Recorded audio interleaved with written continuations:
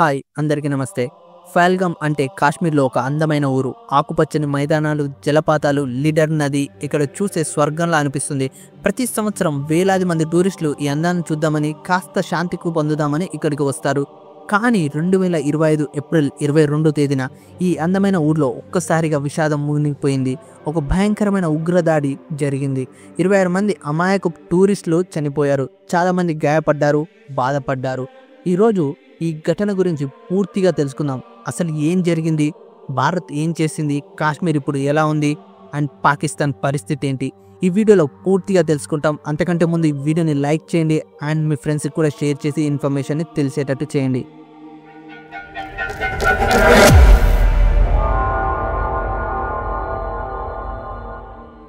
పహల్గామ్ శ్రీనగర్ నుంచి 85 కిలోమీటర్ల దూరంలో ఉంటుంది. చిన్న ఊరు, కానీ అందం మాత్రం గుండెను గెలిచేస్తుంది.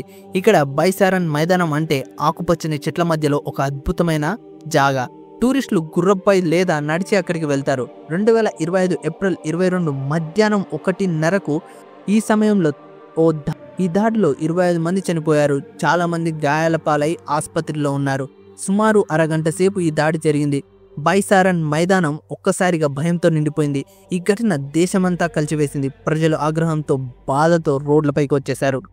ఈ దాడి చాలా ప్లాన్ ప్రకారం జరిగింది. ఎందుకంటే ఇక్కడికి వచ్చిన టెర్రరిస్టులు వాళ్ళు మౌంటెడ్ కెమెరాస్ ఉన్న ఎలిమెంట్స్ని ఉపయోగించి అక్కడ జరిగిందంతా రికార్డ్ చేశారు. అది న్యూస్కి, రిపోర్ట్స్కి ఇచ్చేసి ఇది చేసింది మేమే అని బహిరంగంగా చెప్పేశారు. ఇది ఎంత దారుణం అంటే అక్కడికి వచ్చిన టూరిస్టులను మీరు హిందువా ముస్లిమా అడిగి మరీ చంపారు. హిందువు అయితే మాత్రమే చంపారు, ముస్లిం వాళ్ళని అస్సలు టచ్ చేయలేదు. కానీ ఈ దాడిని ఎదుర్కొన్న ఒక ముస్లిం వ్యక్తి చనిపోయాడు. చనిపోయిన 26 మందిలో 23 మంది మన దేశం నుంచే, అంటే అరుణాచల్ ప్రదేశ్, కర్ణాటక, కేరళ, మహారాష్ట్ర, ఒడిస్సా, గుజరాత్, హర్యానా, బెంగాల్, యూపీ నుంచి వచ్చిన వాళ్ళు. ఒకరు కాశ్మీర్కి చెందిన వాళ్ళు, ఒకరు నేపాల్ నుంచి, ఒకరు దుబాయ్ నుంచి. అండ్ ఈ బాధితుల్లో navy officer, intelligent officer, air force corporation కూడా ఉన్నారు. 20 మందికి పైగా గాయపడ్డారు. వాళ్ళని హెలికాప్టర్లో శ్రీనగర్లోని ఆసుపత్రికి తీసుకెళ్లారు. ఈ దాడి గురించి అక్కడున్న వాళ్ళు చెప్పిన దాని మాటలు వింటే గుండె బరువెక్కుతుంది. ఈ దాడిని టూరిస్టులను టార్గెట్ చేసిందే. కాశ్మీర్కు గత 20 ఏళ్ల నుంచి ఇంత దారుణమైన దాడి జరగలేదు. ఈ విషాదం మన దేశాన్ని, కాశ్మీర్ని బాగా కదిలించేసింది. ప్రజలు ఒక్కటై శాంతి కోసం, న్యాయం కోసం కలిసి నిలబడ్డారు. అసలు ఈ దాడి ఎవరు చేశారు? ఈ దాడికి బాధ్యత ద రెసిస్టెంట్ ఫ్రంట్ TRF అనే గ్రూప్ తీసుకుంది. ఈ గ్రూప్ పాకిస్తాన్లోని లష్కర్-ఎ-తోయిబాకు కనెక్ట్ అయి ఉందని మన దేశం చెప్తుంది. ద TRF వీళ్ళు 2019లో ఆర్టికల్ 370ని తీసేశాక కాశ్మీర్లో జరిగిన మార్పులకు వ్యతిరేకంగా ఈ దాడి చేశామని చెప్తున్నారు. కానీ మన అధికారులు చెప్తుంది ఏంటంటే ఈ దాడి వెనుక సరిహద్దు దాటిన పెద్ద కుట్ర ఉంది. కాశ్మీర్లో ఇలాంటి దాడులు కొత్తేమీ కాదు. 1995లో విదేశీ టూరిస్టులను కిడ్నాప్ చేశారు. 2000 సంవత్సరంలో నువాన్లో 32 మంది యాత్రికులను చంపేశారు. అలాగే 2017లో అనంతనాగ్లో 8 మంది, 2024లో కాటువాలో 8 మంది యాత్రికులను చంపేశారు. ఇలాంటి దాడుల్లో లక్ష్యంగా ఒకటే, కాశ్మీర్ను అశాంతితో ఉంచడం, టూరిస్ట్ రంగాన్ని నాశనం చేయడం, ప్రజల్లో భయం పుట్టించడం. పహల్గామ్ దాడి నుండి కూడా అలాంటి కుట్ర భాగమేనని మన ఇంటెలిజెంట్ వర్గాలు చెప్తున్నాయి. ఈ దాడి జరిగిన వెంటనే మన ఆర్మీ, CRPF అలాగే కాశ్మీర్ పోలీసులు పహల్గామ్ చుట్టూ 55 కిలోమీటర్ల ఏరియాలో సర్చ్ ఆపరేషన్ స్టార్ట్ చేశాయి. స్పెషల్ ఫోర్సెస్ అలాగే స్నిపర్ డాగ్స్, టెక్నికల్ టీమ్స్ ఉగ్రవాదులను పట్టుకోవడానికి రంగంలోకి దిగాయి. హాల్ ధ్రువ్ హెలికాప్టర్ ఫిర్ పంజాల్ కొండల్లో సెర్చ్ చేశాయి. అక్కడ గుర్రపు స్వారీ చేసుకునే వాళ్ళు, గ్రామస్తులు కూడా ధైర్యంగా సాయం చేస్తున్నారు. సయ్యద్ అదిల్ ఉస్సెన్సా అనే ఈ అబ్బాయి టూరిస్టులను కాపాడే టైంలో తన ప్రాణాలను కోల్పోయాడు. అతని ధైర్యం చూస్తూ ఉంటే కాశ్మీర్ ప్రజల గుండెల్లో ఎంతో పెద్దదో అర్థమవుతుంది. ఇలాంటి హీరోలు మన ఆశను ఇస్తూ ఉంటారు. ఇప్పుడు కాశ్మీర్ లోయలో అంత సెక్యూరిటీని టైట్ చేశారు. శ్రీనగర్, గుల్మార్గ్, సోనామార్గ్లో ఎక్కువ చెక్ పోస్టులు, క్విక్ రియాక్షన్ టీమ్స్ పెట్టారు. కాశ్మీర్ గవర్నమెంట్ 24/7 హెల్ప్ డెస్క్లను స్టార్ట్ చేసింది. గాయపడిన వాళ్ళకి ట్రీట్మెంట్, బాధిత కుటుంబీకులకు సాయం కోసం హెలికాప్టర్లు, హాస్పిటల్స్ను రెడీగా ఉన్నాయి. మన ప్రధానమంత్రి నరేంద్ర మోడీ సౌదీ అరేబియా ట్రిప్ను మధ్యలోనే ఆపేసి ఈ దాడిని మానవత్వానికి వ్యతిరేకమైన చర్య అని తీవ్రంగా ఖండించారు. ఈ దాడి చేసిన వాళ్ళపైన, వాళ్ళకి సపోర్ట్ చేసిన వాళ్ళను తప్పకుండా శిక్ష అనుభవిస్తారు. భారత్ స్ఫూర్తిని ఎవరు బలహీనంగా చేయలేరు అని ఆయన గట్టిగా చెప్పారు. నరేంద్ర మోడీ నాయకత్వంలో కేబినెట్ కమిటీ ఆన్ సెక్యూరిటీ 5 పెద్ద నిర్ణయాలు తీసుకుంది. ఈ నిర్ణయాలు ఉగ్రవాదంపై భారత్ గట్టి వైఖరిని చూపిస్తాయి, కానీ ఇండియా పాకిస్తాన్ మధ్య టెన్షన్ కూడా పెంచుతాయి. ఆ నిర్ణయాలు ఏంటో ఇప్పుడు చూద్దాం. నెంబర్ 1, ఇండస్ వాటర్ ఒప్పందం ఆపేస్తున్నాం. 1916లో ఇండియా పాకిస్తాన్ మధ్య ఇండస్ నది దాని బ్రాంచ్ల నీళ్ల గురించి ఒక ఒప్పందం జరిగింది. ఇప్పుడు భారత్ ఈ ఒప్పందాన్ని అమలు చేయమని చెప్పింది, ఎందుకంటే పాకిస్తాన్ సరిహద్దు దాటి ఉగ్రవాదాన్ని సపోర్ట్ చేస్తుంది కాబట్టి. ఈ నిర్ణయం 2 దేశాల ఫార్మర్స్ పైన, వ్యవసాయం పైన ప్రభావం చూపవచ్చు. నెంబర్ 2, అటారీ వాక్ బార్డర్ని క్లోజ్ చేయడం. అటారీ వాక్ బార్డర్ అంటే ఇండియాకి పాకిస్తాన్కి మధ్య ట్రేడ్ పీపుల్ కదలికకు పెద్ద గేట్. దీన్ని పూర్తిగా క్లోజ్ చేశారు. ఏప్రిల్ 24న జరిగే బీటింగ్ రీట్రీట్ సెరమనీ కూడా 2 దేశాలను వేరు చేశాయి. దీనివల్ల ట్రేడ్, కల్చర్, ప్రోగ్రామ్కు ఆగిపోతూ ఉంటాయి. నెంబర్ 3, పాకిస్తాన్ ఆర్మీ ఆఫీసర్లను తీసేశారు. ఇండియాలోని పాకిస్తాన్ హై కమిషన్లో ఉన్న ఆర్మీ ఆఫీసర్లను మీరు వాంటెడ్ కాదు అని చెప్పి తీసేసింది. ఇది 2 దేశాల మధ్య ఆర్మీ రిలేషన్ను కట్ చేసే స్టెప్. నెంబర్ 4, సార్క్ వీసాలను క్యాన్సిల్ చేశారు.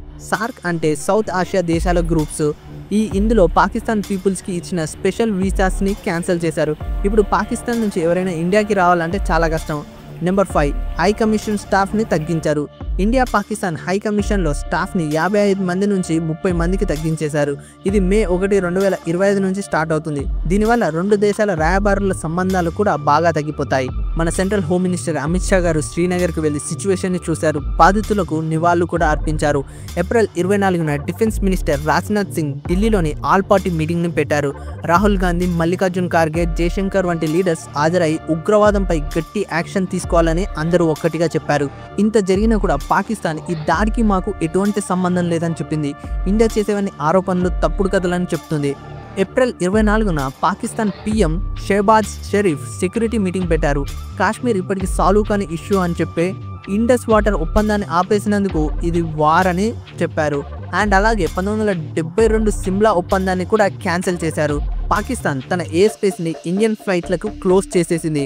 వాక్ బార్డర్ని కూడా మూసేసింది. సార్క్ వీసాలు క్యాన్సిల్ చేసింది. ఇండియా ఆర్మీ ఆఫీసర్లను తీసేసింది. ఈ స్టెప్స్ 2 దేశాల మధ్య టెన్షన్ని ఇంకా పెంచాయి.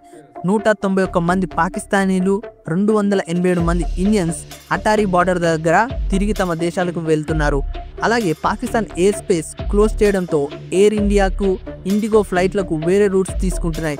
దీనివల్ల టికెట్ రేట్లు పెరిగాయి అండ్ బిజినెస్ పైన ఎఫెక్ట్ కూడా అయిపోతుంది. ఈ టెన్షన్ 2 దేశాల ఎకనామిక్ని, ట్రావెల్స్కి పెద్ద షాక్ ఇచ్చింది. ఈ దాడి వల్ల కాశ్మీర్ టూరిజం బాగా దెబ్బతింది. ఈ సీజన్లో లక్షల మంది పహల్గామ్, శ్రీనగర్, గుల్మార్గ్కి వస్తూ ఉంటారు. కానీ ఈ ఘటన తర్వాత హోటల్స్, షాపులు, రెస్టారెంట్లు అన్నీ ఖాళీ అయిపోయాయి. 35 ఏళ్ల తర్వాత ఫస్ట్ టైం కాశ్మీర్లో బంద్కు పిలుపునిచ్చారు. అలాగే అక్కడున్న షాపులన్నీ క్లోజ్ అయ్యాయి. ప్రజలు రోడ్లపైకి వచ్చి ఈ హింసను నిరసన చేస్తున్నారు. ఇండియన్ ఎయిర్లైన్స్ టూరిస్టులను బయటికి తీసుకురావడానికి ఎక్స్ట్రా ఫ్లైట్లను పెట్టింది. అక్కడి షాప్ వాళ్ళు, హోటల్ ఓనర్స్, గుర్రపు స్వారీ వాళ్ళు చాలా నష్టపోయారు. కాశ్మీర్ ఎకనమీ టూరిజంపై బాగా డిపెండ్ అవుతుంది. ఇప్పుడు ఆ రంగం మొత్తం పూర్తిగా డౌన్ అయిపోయింది. సెక్యూరిటీ టైట్ చేయడంతో అక్కడి ప్రజలు రోజువారీ లైఫ్ కూడా చాలా ఇబ్బందులు వచ్చాయి. ఒక షాప్ వాడు చెప్పిన దాని ప్రకారం ఏంటంటే వారి బతుకు టూరిజం మీదనే. ఈ దాడి మమ్మల్ని రోడ్డు పైన పడేసింది. అయినా కాశ్మీర్ ప్రజలు ధైర్యంగా, ఓపికగా ఈ ప్రాబ్లంను ఫేస్ చేస్తున్నారు. ఇండస్ వాటర్ ఒప్పందం ఆపేయడం వల్ల ఈ ఫైట్ కొత్త ట్విస్ట్ తీసుకుంది. ఈ ఒప్పందం 2 దేశాల మధ్య ఫార్మర్స్కి, ఎలక్ట్రిసిటీకి చాలా ఇంపార్టెంట్. దీన్ని ఆపేస్తే 2 దేశాల ఎకనమీ పైన, ఫార్మర్స్ పైన ఇంపాక్ట్ ఉంటుంది. ఇండియా ఈ ప్రాబ్లంకి ఆర్మీ హ్యాక్విన్స్ లెవెల్స్లో, సోషల్ స్టాండ్స్లో ఎదుర్కోవాల్సి ఉంటుంది. కాశ్మీర్లో శాంతి కోసం యూనిటీ అండ్ రెసిలియన్స్ సపోర్ట్ చేస్తూ ఈ సమస్యలను ఆర్మీ, పొలిటికల్, సోషల్ లెవెల్స్లో ఫేస్ చేస్తుంది. కాశ్మీర్లో శాంతి స్థాపించడం అంత సులభం కాదు. చాలా ఏళ్ల నుంచి ఈ ప్రాబ్లం కొనసాగుతూనే ఉంది. కానీ ఈ దాడి మనకి ఒక విషయం క్లియర్గా చెప్తుంది. హింస ఎవరికి మంచి చేయదు. అది కాశ్మీర్ ప్రజల లైఫ్ని, టూరిజంని, ఎకనమీని డామేజ్ చేస్తుంది. ఈ సిచ్యువేషన్లో ఇండియన్ గవర్నమెంట్ ఉగ్రవాదంపై గట్టిగా ఫైట్ చేస్తూనే కాశ్మీర్ ప్రజల లైఫ్ని నార్మల్ చేయడానికి ప్రయత్నిస్తుంది.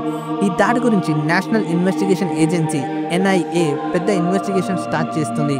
ఉగ్రవాదులను పట్టుకోవడానికి స్కెచ్లు రిలీజ్ చేశారు. ఫిర్ పంజాల్ కొండల్లో సర్చ్ ఆపరేషన్స్ ఫుల్ స్పీడ్లో జరుగుతున్నాయి. రాజ్యసభ ఎంపీ కపిల్ సిబల్ ఈ ఇష్యూను మీద పార్లమెంట్లో స్పెషల్ సెషన్ని పెట్టాలని డిమాండ్ చేశారు. ఇండియా ఒకవైపు ఉగ్రవాదులను పట్టుకొని శిక్షించడానికి ట్రై చేస్తుంది, మరోవైపు కాశ్మీర్ను నార్మల్ లైఫ్ తిరిగి స్టార్ట్ చేయాలని చూస్తుంది.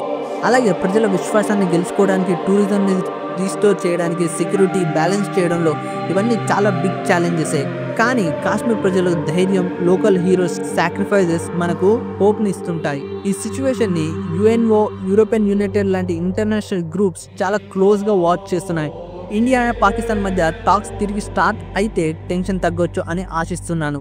పహల్గామ్ అందం ఇప్పటికీ అలాగే ఉంది. లీడర్ నది ఫ్లో అవుతూనే ఉంది. కొండలు గంభీరంగా నిలబడి ఉన్నాయి. కానీ ఈ దాడి మనకు ఒక బిగ్ లెసన్ ఇచ్చింది. హింస వల్ల ఎవరికి గుడ్ కలగదు, అది లైఫ్ని డ్యామేజ్ చేస్తుంది. కాశ్మీర్ ప్రజల ధైర్యం, సయ్యద్ అలీ లాంటి హీరోలు సాక్రిఫైజెస్, ఇండియన్ గవర్నమెంట్ డిటర్మినేషన్ ఇవన్నీ మనకు హోప్ని ఇస్తుంటాయి. శాంతియుతమైన సేఫ్ ఫ్యూచర్ కోసం మనం అందరం కలిసి వర్క్ చేద్దాం. That's all for this video. ఈ వీడియో కనుక మీకు నచ్చినట్టయితే ఒక లైక్ చేయండి. అలాగే ఈ ఛానల్లో ఉన్న కంటెంట్ కూడా పూర్తిగా చూడండి.